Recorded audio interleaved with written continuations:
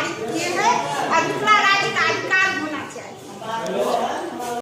आइ संपूर्ण मिथिला के लेल स्वर्णिम दिन अछि।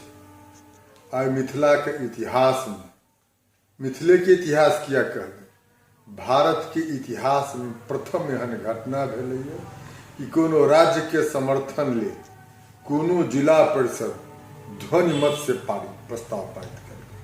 आइ मिथिला पुत्री संगे जतेक जिला परिषद के सदस्य मिथिला पुत्र छथि, सबके मिथिला राज्य निर्माण सेना आभार और धन्यवाद दैए और हुनका सबके शुभकामना प्रेषित करैए कि मिथिला के आशीर्वाद, मिथिला के बेटी ब्रह्मांड नायिका जानकी का आशीर्वाद अहाँ सब अपना जीवन में निरंतर आगा बढ़ते रहब और सफलता के समृद्धि प्राप्ति करब।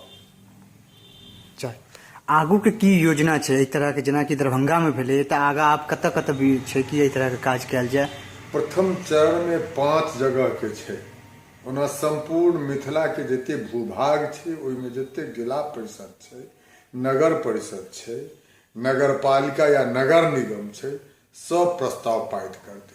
मूलतः पंचायती राज व्यवस्था में ही लोकतंत्र के प्रमुखता देखल जाय छै, तें एकरे हम सब वस्तुतः जनप्रतिनिधि मानै छी।